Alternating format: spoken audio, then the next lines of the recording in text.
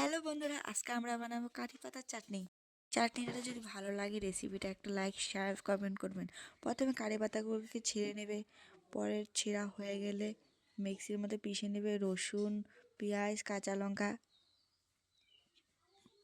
পর কারি পাতাগুলো দিয়ে দেবে,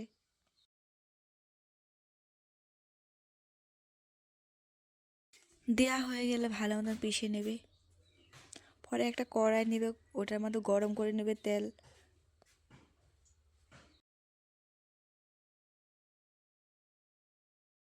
তেলটা গরম হয়ে গেলে কালো জিরে দিয়ে দিবে, পেঁয়াজ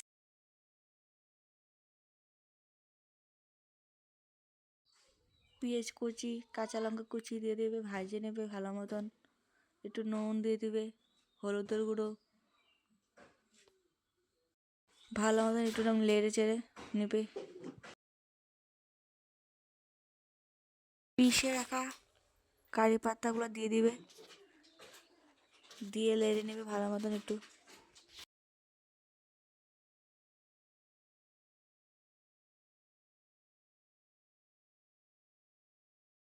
খেতে কিন্তু দারুণ, কালারটা দেখো কত ভালো এসেছে।